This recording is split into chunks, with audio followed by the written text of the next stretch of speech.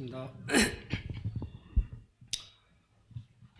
오늘은 성도님들과 함께 사무엘상 17장을 함께 나누도록 하겠습니다.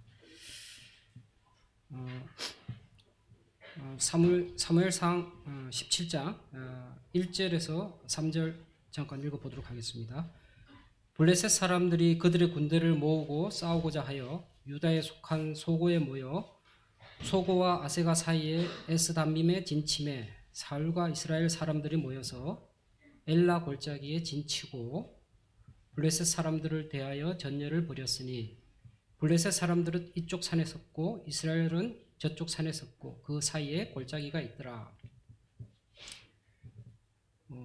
지금 여기 이 블레셋과 이스라엘이 전쟁을 하는 요 위치는 예루살렘에서 자동차로 한 3시간 반 거리 정도가 되고요.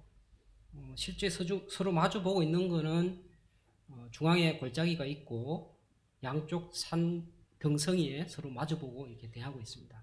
서로가 마주 봤을 때 서로가 거리가 보이는 거기서 이렇게 하고 있고요. 보통 시골 동네에 가면 작은 동산과 동산이 있는 그런 거리에서 이렇게 하고 있는데, 우리가 사무엘상 17장을 볼 때 항상 다윗이 골리앗을 넘어뜨려서 승리한 다윗의 승리만 기억나는 그런 장으로 생각하는데, 사실은 이 엘라 골짜기 전쟁은 다윗에게 있어서 이러한 의미들이 있습니다. 첫 번째는 다윗의 첫 승리로 역사의 무대에 위대한 군대 장군으로서 위대한 등장을 화려하게 등장하는 그런 의미가 있습니다. 두 번째로는 우리가 이 17장을 읽으면서 이 부분은 같이 생각하지 않는데, 이 엘라 골짜기에서 승리함으로 인해서 다윗은 사울에게 미움을 받고 쫓기게 됩니다. 전쟁에서 승리하고 위대한 장군이 되었다가 바로 그거로 인해서 사울에게 질투를 받아서 미움을 받아서 쫓기게 되죠. 그때로부터 다윗이 몇 년 정도를 쫓겨다니게 되냐면 이때 당시 나이가 다윗이 18세 정도로 보고 다윗이 40세 정도의 왕으로 등극한 걸 보면 20년 이상을 쫓겨나게 됩니다. 어떤 점에서 우리는 다윗이 굉장히 쉽게 그 왕위에 간 것이라고 생각하지만, 실제 다윗은 처음에 역사에 등장할 때는 엄청난 영광과 멋진 모습으로 등장했지만 그 이후에 왕의 자리에 앉기까지는 22년 동안 말 못하는 고통을 겪게 됩니다. 다윗이 사울을 피해서 도망 다닐 때 그가 도망쳤던 곳이 어디냐면 사울이 죽였던 그 골리앗의 고향이 가드인데, 사울이 그 가드 지역에 가서 대문을 끌구면서 침을 흘리면서 미친 채 하면서 여러 해를 살아가게 됩니다. 인생이 얼마만큼 극적인 반전이 일어납니까? 다윗이 하나님으로부터 기름 부음을 받아서 왕이 될 거란 것을 예고를 받았고, 그리고 18세의 나이에 겨우 지팡이와 5개의 돌을 들고 키가 거의 3m에 달하는 블레셋의 장군을 죽이고 화려하게 등장했는데, 그 이후로 바로 도망자 신세가 되고 자기가 죽었던 적진에 가서 언제 죽을지 모르는데 거기서 미친 채 하면서 겨우 그 목숨을 유지를 했었습니다. 그리고 또한 다윗은 이 자기가 첫 승리를 했던 이 엘라 골짜기 아둘람 동굴로 피신을 해서 살기도 했습니다. 그리고 이 지역에서 다윗이 있을 때 다윗을 찾아온 사람들은 어떤 사람들이었냐면, 마음의 한난을 당하고 빚을 졌거나 마음의 억울함이 가득 찼던 그런 사람들이었습니다. 다윗 개인도 얼마나 억울했겠습니까? 이스라엘이 모두 두려워하던 40일 동안 골리앗이 나와서 나에게 덤빌 자가 누구냐 했는데 아무도 나서지 못하고 모든 이스라엘이 무서워하고 도망치는 가운데에서 그런 골리앗을 자기가 죽였는데, 이스라엘을 구했는데, 그 이후에 도망자 신세가 되었을 때 이 다윗의 마음속에는 얼마나 많은 원통과 분함과 또 하나님께서 기름 부음을 주시고 나에게 왜 이러한 고난을 주시는가, 그런 생각들을 했을 것 같습니다. 그래서 이 17장을 보면서 우리가 생각해 볼 수 있는 것은 하나님은 우리에게 좋은 것만 주시지는 않는다는 것입니다. 하나님은 우리에게 영광된 자리만 보장하지는 않으신다는 것입니다. 우리가 하나님으로부터 영광된 자리와 아름다운 자리를 원할 때 동일하게 그 자리에 대한 대가로서 하나님과 함께할 그 고난과 어려움을 기꺼이 받아들이겠다는 그런 마음이 필요합니다. 그런데 우리는 대부분 내가 하나님을 믿으면 오직 돈을 잘 벌게 되고 회사에서 승승장구하고, 그러다가 어려움이 생기면 하나님, 제가 당신을 어떻게 섬겼는데 저에게 이러한 일을. 그런데 이 구약에서도 그러고 신약에서 예수님의 말씀을 봐도 하나님이든 예수님이든 저희에게 결코 아름답고 행복하고 멋진 길만 약속하지는 않으신다는 겁니다. 우리에게 아름답고 멋진 길을 약속하시지만 그 멋지고 아름다운 길에 도달하기 전에 우리가 담당해야 될 고난과 고통과 짐이 있다는 것을 분명히 말씀하고 계십니다. 우리가 함께 하나님을 섬기고 예수 그리스도를 닮아가기 위해서 쫓아가는 이 과정에서 우리는 반드시 이 부분을 기억해야 될 것 같습니다. 그 다음에 4절부터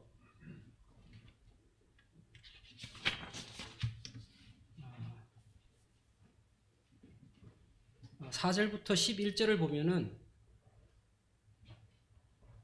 4절부터 11절과 11절을 한 문장으로 요약하면 저는 이렇게 요약할 수 있을 것 같습니다. 믿음의 눈을 잃어버린 사람들과 간성적 신앙으로 살아가는 사람들의 모습, 거기에 대한 것들이 4절과 11절에 나타나 있다고 생각되는데요. 먼저 블레셋에 대한 존재를 한번 생각해 보면, 과거에 사무엘상 4장에 보면은 엘리 제사장 시절에 블레셋이 이스라엘 침략해서 언약궤를 빼앗기는 사건이 일어나죠. 그때 블레셋에 대한 두려움이 이스라엘 사람들 속에 생겼을 겁니다. 하지만 그 이후에 사무엘상 7장을 가게 되면 사무엘 시절에 다시 블레셋이 쳐들어오죠. 근데 그 시절에 사무엘이 하나님께 번제를 드리면서 하나님께서 천둥 번개를 통해서 블레셋을 다 흩어버리시는, 인간의 상상으로서는 상상하지 못하는 방법으로 블레셋을 쫓아내주시는 그런 역사를 보여주십니다. 그리고 다시 블레셋이 사울 왕일 때 블레셋이 쳐들어왔습니다. 앞에 분명히 사무엘이 사사 노릇을 할 때 블레셋이 쳐들어왔고, 그때 당시 하나님께서 인간의 어떤 노력, 인간이 가진 어떤 무력으로 블레셋을 쫓아내 주신 게 아니라 순수한 하나님의 능력으로 그들을 흩었습니다. 그리고 사무엘이 살아있기 때문에 이 시절에 이스라엘 많은 사람들도 그때 그 시절을 경험했던 사람들이에요.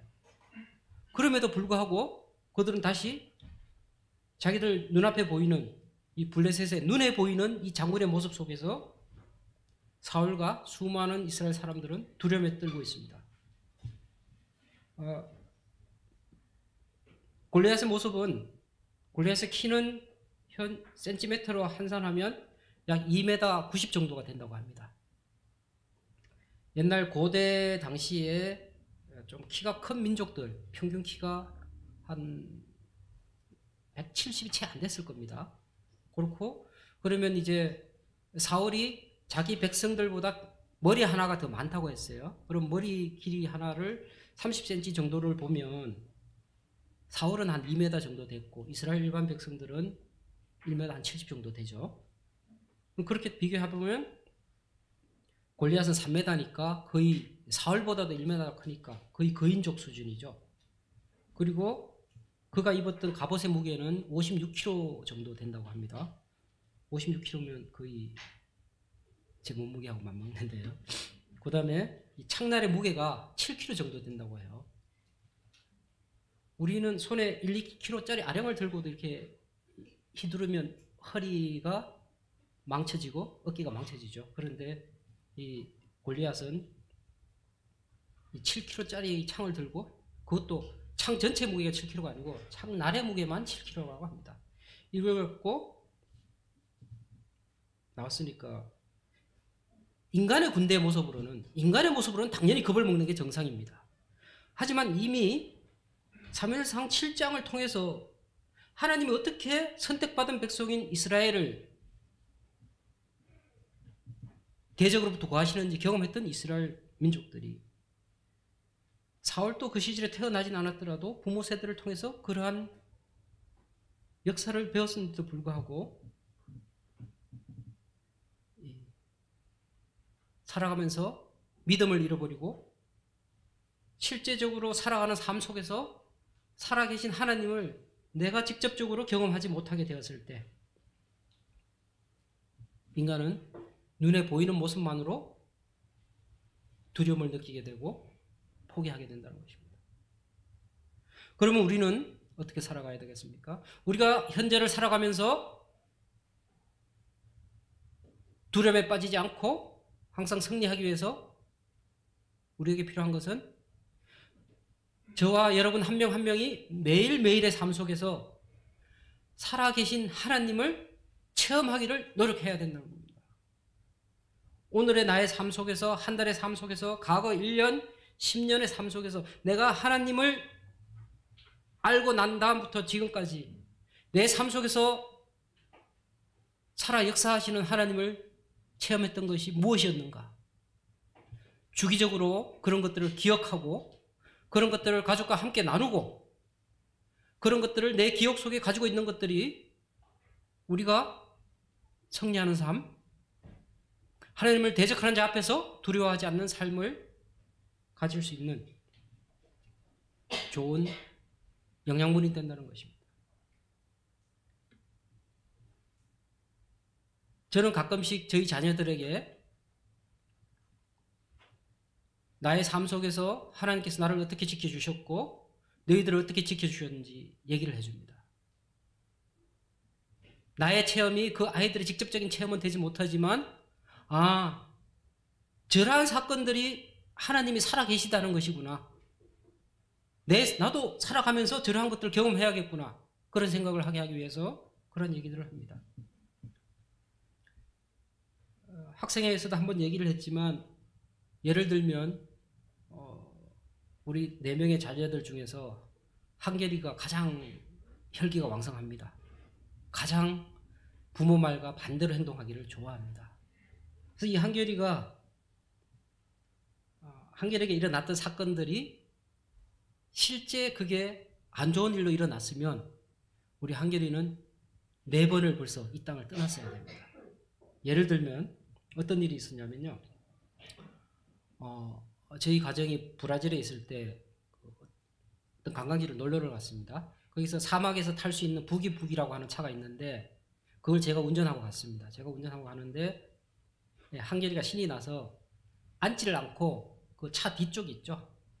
뒤턱에 그 차 뚜껑이 없는 차 스포츠카 뒤에 이렇게 걸터 앉는 거. 거기에 자꾸 걸터 앉는 거예요. 그래서 한결아 그러다 떨어지면 머리 뒤통수 먼저 떨어져서 크게 다친다. 하지 마라 했는데 말을 안 듣는 거예요. 갑자기 제가 화가 너무 났어요. 그래서 갑자기 차를 출발시켜 버렸어요. 그랬더니 한결이가 공중으로 붕 떠서 뒤로 날아갔어요. 그리고 저는 무서워서 뒤를 쳐다보지를 못했어요. 제 와이프가 파랗게 질려서 뒤를 돌아봤는데 다행히 한결이가 엉덩이가 먼저 떨어져가지고 아무 상처도 없었어요. 엉덩이 약간 멍만 들고. 근데 실제 이 부기에서 그런 식으로 타다가 뒤로 떨어져갖고 머리가 깨져서 죽는 경우가 많이 생깁니다. 그때 당시 한결에게 이 얘기를 했습니다. 하나님이 너를 한번 살린 거다. 한결아 제발 조심하자. 두 번째로는 어느 날 놀러를 갔는데 한결이가 갑자기 혀가 아프다고 해가지고 말도 통하지 않는 그쪽 보건소를 밤늦게 찾아가서 했더니 원인을 봤더니 한결이가 엄마가 음식을 하는 이 후라이팬이 궁금해서 그 뜨거운 후라이팬에 혀를 댔던 거예요. 혀를 대서 엄청 뜨거웠을 건데 아프다고 하면 엄마한테 혼날까봐 이걸 감추고 있다가 놀러 가서 나중에 도저히 자기가 참을 수 없이 아프니까 얘기를 했던 거예요. 잘못했으면 혀가 붙어갖고 벙어리가 될 뻔했습니다. 이 정도면 우리 한결이가 정신을 좀 차려야 되는데, 또 한 번은 호텔에 있는 수영장에 놀러를 갔습니다. 근데 그게 미끄럽죠. 너무 열심히 뛰어다녀서 한결아 그러다 미끄러지서 다리가 먼저 해서 수영장 미끄러지다 머리가 여기에 부딪히면 큰일 난다 하지 마라 했는데 막 웃으면서 뛰어다니다가 제가 그 얘기하고 딱 1분 후에 바로 제가 앉아있는 보는 데서 미끄러져서 이렇게 들어가는데 다행히 요 수영장 모서리에서 1cm 정도를 비워놓고 샥 미끄러져 들어가더라고요. 얼마나 화가 나는지 일단 안 다쳤으니까 한숨을 쉬고 난 다음에 한결이를 엄청 때리려고 하다가 하나님이 아무렇게 다치지 않게 해주는 걸 보고 또 넘어갔는데, 그렇게 넘어간 게 한결이를 제어를 못하는 건지 모르겠습니다. 이런 식으로 저는 그 모든 것이 하나님이 지켜주셨기 때문에 한결이가 살았다고 생각합니다. 거기에 약간만의 오차만 있었어도 한결이는 수영장에서 죽었을 수도 있고 후라이팬에 혀가 붙어서 벙어리가 될 수도 있었고 또 북이 차에서 떨어져 죽을 수도 있습니다. 이러한 죽었다. 제 개인적으로도 해외에 나가서 저는 해외 나갈 때마다 교통사고가 한 번씩 다 있었어요. 어떨 때는 차가 뒤집어진 적도 있었어요. 상대방 차는 완전히 짜부러졌는데 제 차만 멀쩡하는 그런 사고들도 많았었습니다. 그런 것들을 경험하면서 하나님이 나를 어떻게 지켜주시는지 경험하게 되었고, 그러한 경험들이 살아계신 하나님에 대한 저의 확고한 믿음으로 자리 잡을 수 있었습니다. 우리는 이러한 일을 경험할 때 많은 경우에 우연이야. 다음에 한번 또 이런 일이 있으면 그때는 진짜 하나님이 살려준 걸 생각해야지. 또 생기면 이런저런 상황을 끼워 맞춰보면 또 우연이야. 여러분이 그게 우연이라고 생각하면 우연이 됩니다. 여러분이 그게 하나님의 보호하심이고 살아계신 하나님이 나를 붙드셨다고 생각하면 그게 여러분의 믿음이 되는 것입니다. 선택은 여러분 각자에게 달려 있습니다. 다음 12절에서 16절을 보면 하나님은 어떤 사람을 하나님의 일꾼으로 부르시는가? 어떤 사람이 하나님의 일꾼이 될 수 있는가? 우리가 세상에서 일꾼이 되고 위대한 지도자가 되기 위해서는 머리도 똑똑해야 되고 오늘날 같은 경우는 집안 배경도 좀 있어야 되고 집안의 재산도 좀 있어야 요즘은 사회적으로 성공할 수 있습니다. 옛날에는 흙수저가 용이 되는 경우가 많았는데 점점 갈수록 흙수저에서 용이 되기가 어려워지고 있죠. 근데 12절에서 16절에 보면 다윗은 어떤 사람이었냐면요. 12절에 보면 이렇게 표현되어 있습니다. 이세라 하는 사람의 아들. 구약에 보면 누구의 아들이라 할 때 그 집안이 제법 대단한 집안이면 그 집안이 대단하다라는 어떤 표현들이 나와 있습니다. 근데 여기 17장에는 보면 그냥 에브라 사람 이세라 하는 뭐뭐라 하는 사람, 그냥 단순히 이름이 이세라 사람의 아들이라는 얘기예요. 그 집안이 별 볼 일 없다는 얘기예요.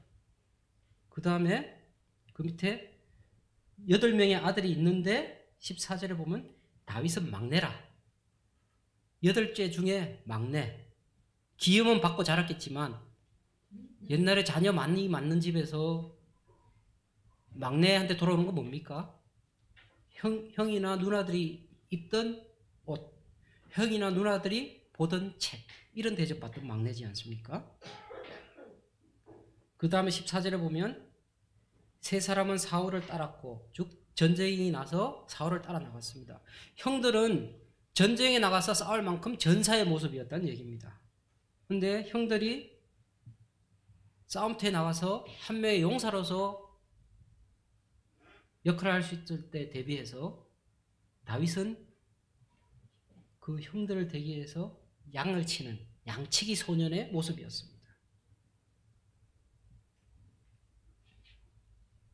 하나님은 겨우 이세라 하는 어떤 사람의 8아들 중에 막내, 그 중에 양을 치는 양치기 소년을, 그 양치기 소년에게 기름을 부으셨고, 그 양치기 소년을 통해서, 그것도 겨우 지팡이와 자갈 5개를 통해서 온 이스라엘이 40일 동안 벌벌 떨면서 감히 대적하지 못했던 골리앗을 죽이는 그러한 하나님의 일꾼으로 세우십니다.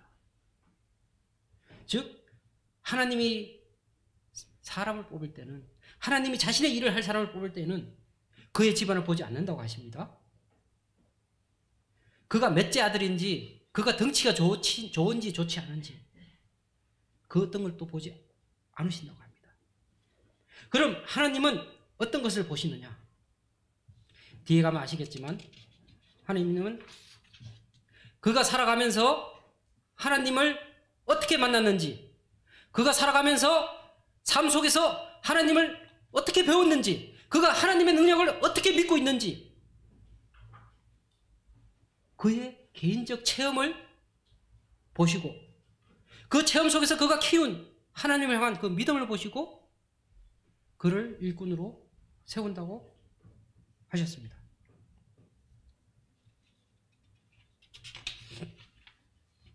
지금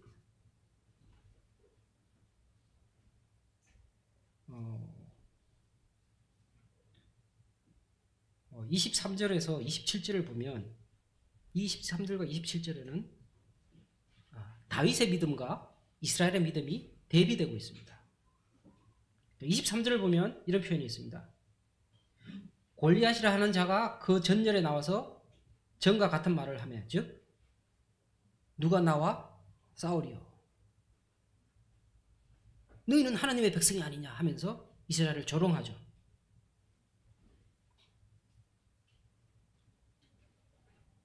그런데 25절을 보면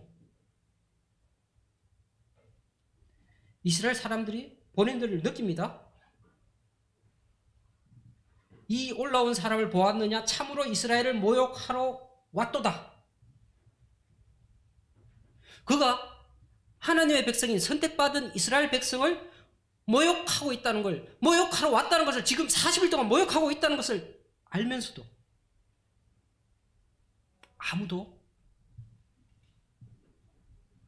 하나님을 대적하는 자는 하나님의 이름으로 물리칠 수 있다는 것을 깨닫지 못하고 아무도 그와 대적하려고 하지 않습니다. 두려움에 떨죠. 그뿐만 아닙니다. 오죽하면 왕이 많은 재물을 주고 자기의 딸을 주겠다고 했고, 또 그 아비의 집에 세금을 면제하겠다고 했음에도 불구하고 아무도 그를 대적하려고 하지 않습니다. 이러할 때 다윗이 26절에서 이렇게 얘기합니다. 이스라엘의 치욕을 제거하는 사람에게는 어떤 대우를 하겠느냐? 이 할례 받지 않는 블레셋 사람이 누구이기에 살아계시는 하나님의 군대를 모욕하겠느냐? 26절에서 다윗이 어떤 대우를 하겠느냐는 그 대우를 궁금해서 얘기한 게 아닙니다. 다윗의 초점은, 여러분, 블레셋 사람이 누구이기에 살아계시는 하나님의 군대를 모욕하는데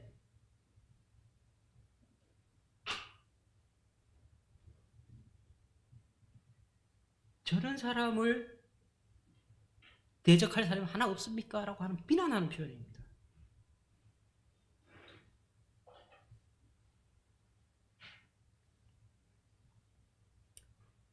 다윗은 이스라엘을 모욕하는 무할레자를 보고 분노를 합니다.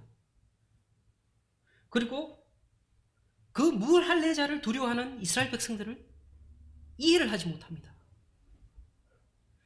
자기가 양을 칠 때 곰과 사자를 지팡이 하나와 돌 몇 개로 물리쳤어요. 근데 다윗은 이 지팡이와 돌로 사자와 곰을 물리친 것을 자기의 능력으로 생각 안 했어요. 하나님의 백성인 자기를 지켜주기 위해서 하나님이 역사하신 거라고 생각했어요. 그렇기 때문에 다윗은 당연히 다른 이스라엘 백성들도 내가 체험한 그 하나님을 동일하게 체험했을 거라고 생각했어요. 그렇게 동일한 체험한 이스라엘 백성들이 왜 저 골리앗을 두려워하고 있지? 왜 저 골리앗이 이스라엘 백성들을, 하나님의 백성을 모욕하고 있는데 두려움에 떨고 가만히 있는 거지? 다윗의 입장에서는 이해할 수 없었던 것입니다.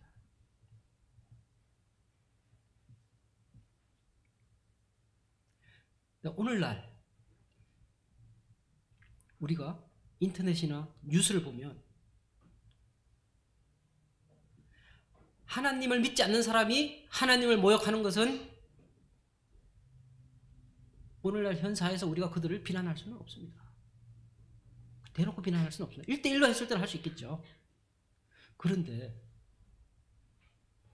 목사란 이름을 가진 사람들이, 하나님을 섬긴다는 사람들이 그들의 입으로 돈을 얻기 위해서, 명예를 얻기 위해서, 정치적 권력을 얻기 위해서 하나님을 모욕하는 사람들이 있습니다. 그들의 소식이 인터넷을 통해서 들려오고 뉴스를 통해서 들려옵니다. 최소한 그런 사람들은 우리가 명확하게 비난해야 되지 않습니까? 최소한 그런 사람들은 존경하지 않아야 되지 않나요? 그런 사람들은 우리가 최소한 따르지 않아야 되지 않습니까? 제가 어떤 정치적 색채를 얘기하고자 하는 건 아닌데, 저도 알고 여러분도 아는 목사 중에 정강훈이라는 사람이 있습니다. 그 사람이 하나님에 대해서 뭐라고 얘기했냐면, 하나님 까불면 죽어! 하나님 믿는 사람들 앞에 놓고 이렇게 얘기했습니다. 여신도가 나를 위해서 속옷을 내리면 내 신자고, 그렇지 않으면 내 교인이 아니야. 이렇게 얘기한 사람입니다. 그가 목사입니까? 그가 하나님을 섬기는 사람인가요? 이렇게 얘기할 수 있는 사람이? 그런데 스스로 그리스도인이라 하는 사람들 중에 이러한 정강훈 목사가 하나님의 이름을 내세우고 하는 집회에 본인이 참석할 뿐만 아니라 다른 사람도 참석하자고 얘기합니다. 이거는 정치의 문제가 아닙니다. 목사 이름으로 하나님을 섬긴다고 하는 자가 그런 일을 하면, 그 자리에 갔으면 그를 향해서 욕을 해야지, 그에게 박수를 치고 그가 하는 집회에 헌금을 하고, 이거는 저는 있을 수 없는 일이라고 생각합니다. 정강훈이라는 사람뿐만 아니라 오늘 많은 대형교회 목사들이 단지 공산주의를 반대한다는 이유만으로 하나님을 욕되게 하는 많은 말들을 합니다. 최소한 그러한 목사들을 쫓지는 않는 그런 성도들이 되었으면 좋겠습니다. 정치적 성향은 보수를 따라도 되고 진보를 따라도 됩니다. 하지만 최소한 어떤 목사가 진보냐 보수냐를 가지고 비난은 안 하더라도 그가 대놓고 사람들 앞에서 하나님을 모욕하고 하나님의 말씀을 모욕하면 거기에 대해서는 올바른 시각을 가지고 우리가 판단할 수 있었으면 좋겠습니다.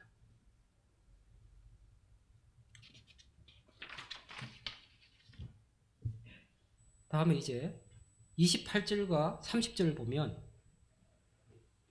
다윗이 이 골리앗에 대적하고 그 다음에 사울이 골리앗을 물리치는 사람에게 대해서 어떻게 살해하겠다는 것에 대해서 궁금증을 나타냈을 때 그의 큰형인 엘리압이 다윗에게 노를 바라는 장면이 나옵니다.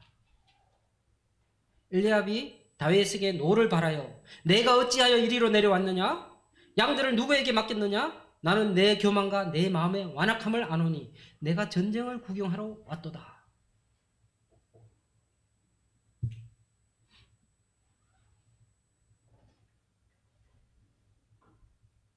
엘리압은 왜 다윗에게 이렇게 화를 냈을까요? 왜 다윗에게 내 교만과 내 마음의 완악함을 라는 단어를 사용했을까요? 이미 16장에서 엘리압과 그의 형들은 앞선 장성한 7의 형을 제껴놓고 막내인 다윗에게 사무엘이 기름을 부어서 왕이 될 기름을 붓는 것을 봤습니다. 질투가 생길 수밖에 없죠. 그리고 그러한 다윗이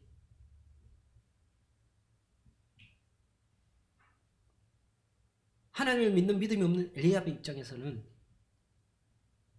용사로 이름받는 자기도 또 자기 밑에 두 형제조차도 저 블레셋의 장군인 골리앗을 두려워하는데 겨우 양치기나 하는 주제의 막내 동생이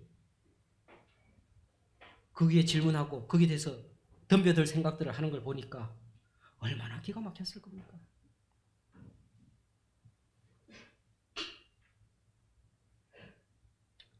이 모습들을 보면서 우리는 가끔 삶 속에서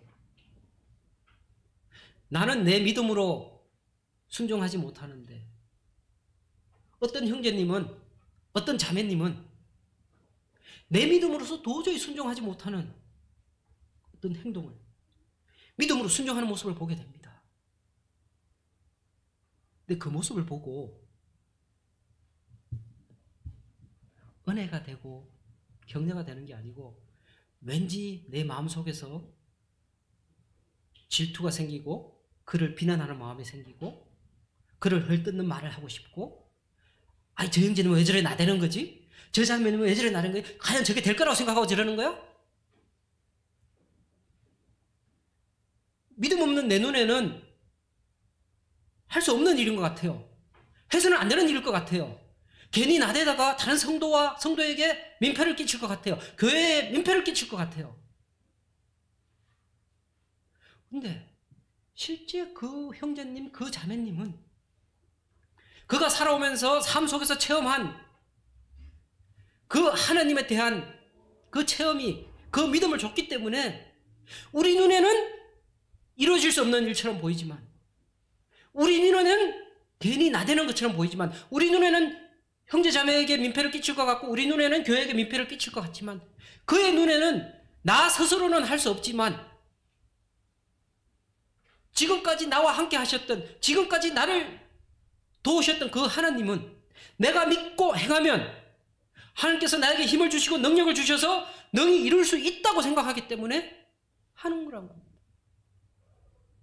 그런데 믿음 없는 형제 자매의 눈에는 할 수 없는 일인 것 같고 그분이 무리수를 두는 것 같고 그분이 괜히 자기 잘난 맛에 나선 것 같아 보입니다. 즉 믿음을 가지지 않은 사람은 믿음을 가진 사람을 질투한다는 겁니다.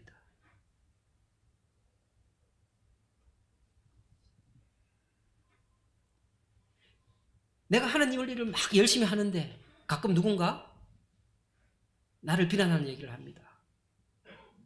빙 둘러서 너무 나댄다는 얘기가 들리는 것 같다. 되지도 않을 일 갖고 왜 그러냐 이런 얘기가 들리면 실망하지 마십시오. 내가 믿음이 좋아서 열심히 하니까 저분이 질투하는구나. 저분이 미워하는구나. 반대로 여러분 마음속에 어떤 형제님이 어떤 자매님이 되지도 않은 일을 가지고 저 자매님 왜 저러시지? 저 형제는 왜 괜히 나서서 형제 자매를 힘들게 하고 교회를 힘들게 하지? 저 일이 될 수 있는 일이야? 아무리 믿음이 좋아도 될 수 있는 일이야? 이런 마음이 생기면 저 형제는 믿음이 정말 좋으신 거구나. 저 자매는 믿음이 정말 좋은 거구나. 내가 믿음이 없어서 질투하고 있는 거구나. 내가 믿음이 부족해서 미워하는 거구나. 그렇게 생각하시고, 야, 나는 어떻게 하면 저런 믿음을 가질 수 있을까? 하나님, 나도 저런 믿음을 가질 수 있는, 하나님 당신을 체험할 수 있는 삶의 체험을 저에게 주십시오라고 기도하시기 바랍니다. 다음 31절에서 33절은 다윗의 믿음과 사울의 믿음이 비교되고 있습니다.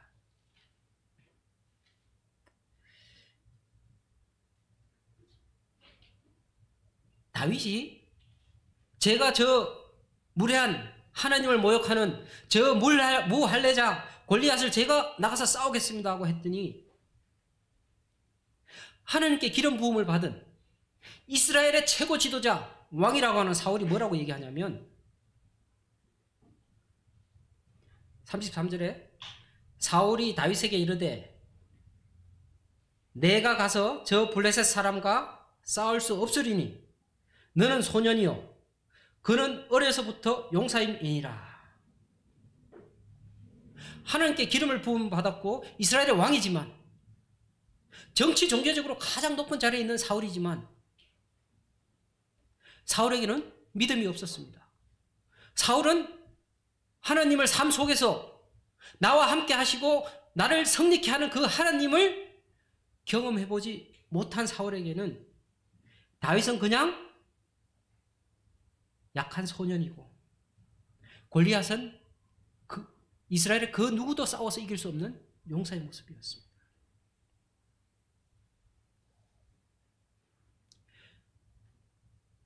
믿음은 나이 순이 아닙니다. 믿음은 세월이 간다고 저절로 자라지 않습니다. 우리는 때때로 내가 나이가 많기 때문에 내 믿음이 좋다고 생각합니다. 우리는 때때로 내가 하나님 안에 들어온 지 세월이 많이 됐기 때문에 내 믿음이 크다고 생각합니다. 하지만 우리의 믿음은 세월 속에서 저절로 크지 않습니다. 우리의 믿음은 내 삶 속에서 내가 먼저 얼마만큼 하나님을 신뢰하고 하나님을 믿고 내가 먼저 행했을 때 거기에 대해서 하나님의 능력과 체험을 주시고 그걸 믿고 거기에 플러스 알파로 더 큰 믿음으로 나아갈 때 하나님이 또다시 거기에 더 큰 믿음을 주시고 더 큰 능력을 주신다는 것입니다.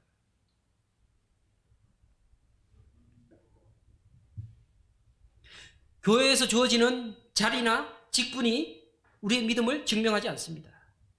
교회에서 주어지는 자리나 직분이 우리의 믿음을 키워주지 않습니다. 그러므로 우리는 자리나 직분을 쫓을 필요가 없습니다. 자리나 직분을 구할 필요가 없습니다. 단지 하나님께서 마땅히 해야 될 일이라고 교회에 의해서 우리에게 주어졌을 때 겸손한 마음으로 감당하시면 되겠습니다. 34절에서 37절은 33절에서 사울이 체험한 하나님에 대해서 얘기하고 있다면 34절에서 37절은 다윗이 체험한 하나님에 대해서 고백하고 있습니다. 다행히 다윗이 체험한 그 하나님에 대해서 사울에게 얘기했을 때 다행히 사울이 다윗이 체험한 하나님을 이해하고 인정해 줬습니다. 그래서 다윗은 골리앗과 싸우러 나갈 수 있었습니다.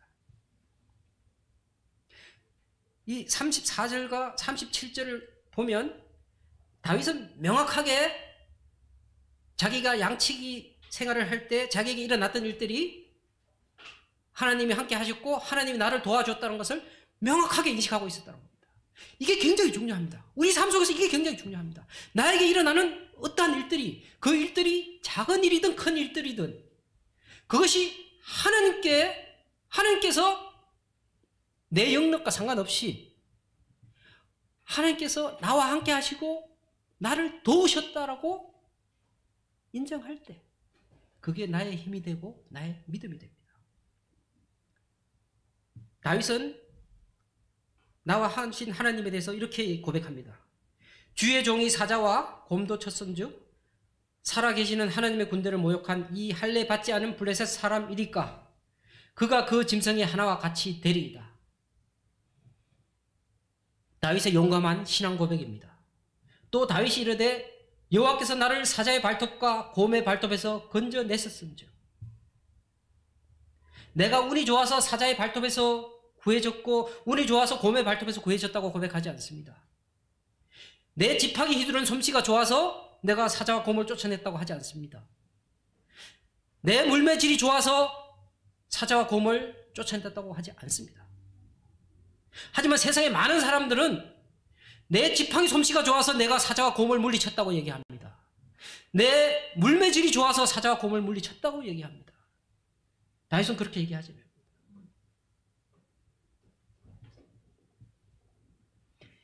여호와께서 건져내셨다고 얘기합니다. 여러분은 여러분 삶 속에서 일어나는 일들에 대해서 어떻게 고백하십니까?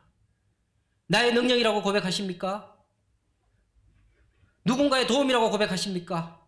아니면 하나님의 도우심이라고 고백하십니까? 이 셋 중에 무엇이 여러분의 고백이 되냐에 따라서 우리의 믿음의 크기는 달라지고 우리의 신앙의 행함도 달라질 것입니다.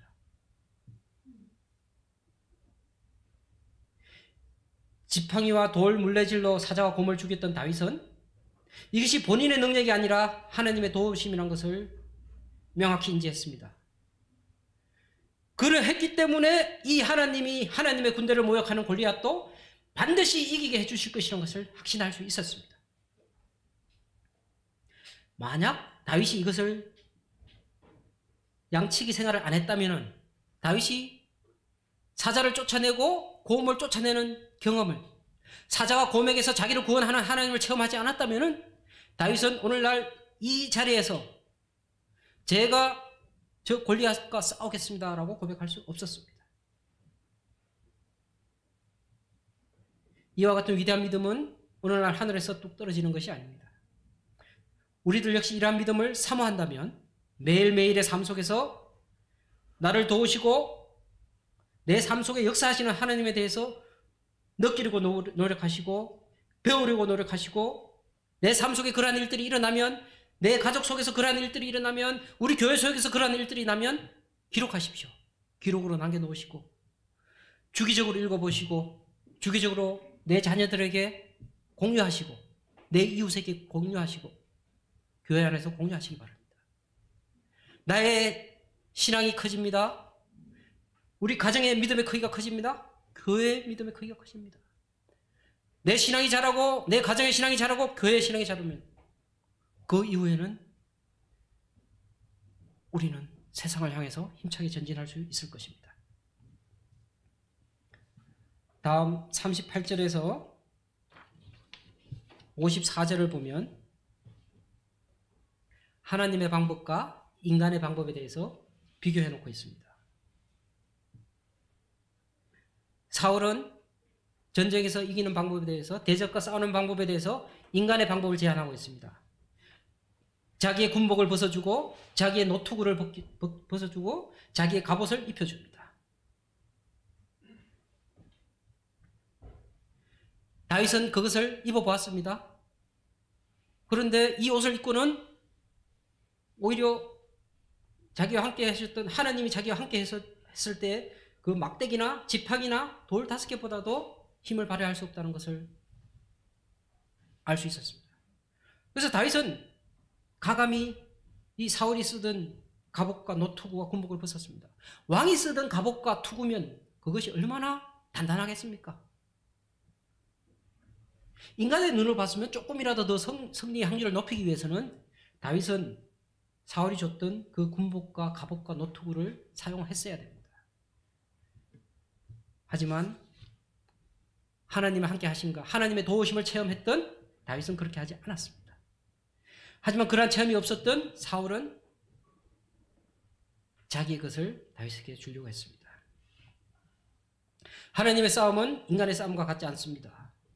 싸우는 방법이 보이지 않을지라도 이기는 방법이 보이지 않을지라도 우리를 도우시는 하나님을 믿고 나간다면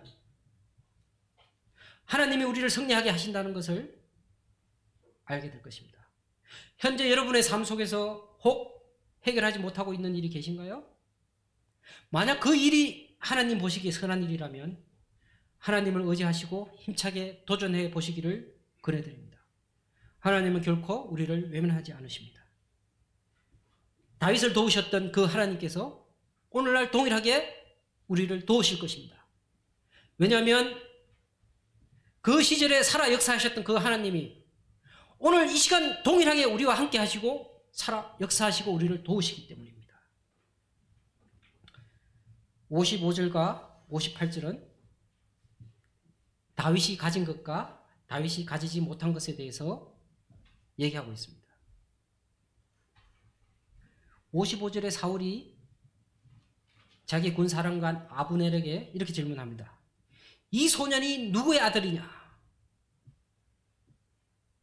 이 소년의 이름이 누구냐라고 묻지 않습니다. 이 소년이 누구의 아들이냐고 묻습니다. 아브넬이 내가 알지 못하나이다 하매라고 얘기합니다. 다시 58절에 소년이여 누구의 아들이냐라고 묻습니다. 다윗이 이새의 아들이라고 얘기합니다. 이 장면이 좀 이상하지 않습니까? 16장에서 다윗이 기름 부음을 받고 난 다음에 성령으로 크게 감화 감동을 받고 난 다음에 그가 소문이 나서 사울이 악령이 났을 때 쫓겨내기 위해서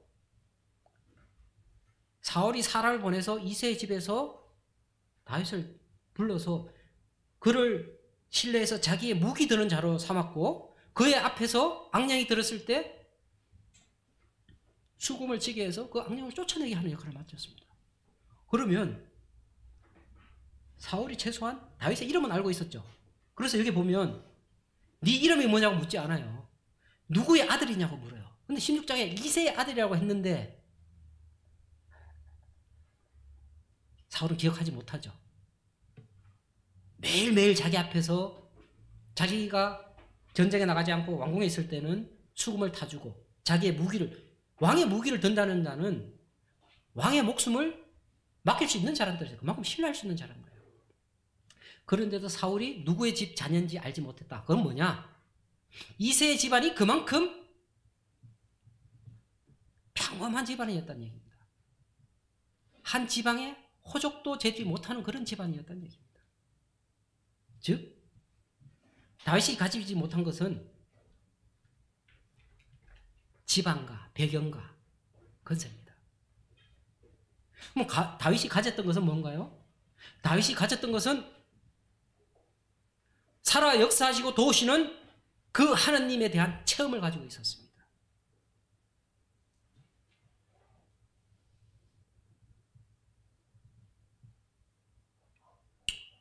혹 우리들 중에서 배경이 없어서 돈이 없어서 학벌이 없어서 나는 이 일을 못해. 하고 싶은데 내가 배경이 있으면 이 일을 할 수 있을 것 같아. 나에게 학벌이 있으면 이 일을 할 수 있을 것 같아. 나에게 돈이 있으면 이 일을 할 수 있을 것 같아. 여러분이 하고자 하는 그 일이 하나님이 원하시는 일이라고 생각한다면, 하나님 보시기에 선하신 일이라고 생각한다면, 배경이 없어도, 돈이 없어도, 학벌이 없어도 단 한 가지, 여러분의 삶 속에서 나를 도우시고 지키시고 나에게 능력 주시는 그 하나님을 체험한 그 체험만 있으면 과감하게 그 일을 시작하십시오. 그 체험이 없으시면 먼저 그 체험을 하시고 그 일을 시작하시기를 바랍니다. 오늘의 말씀 여기까지 하고 마치겠습니다. 감사합니다.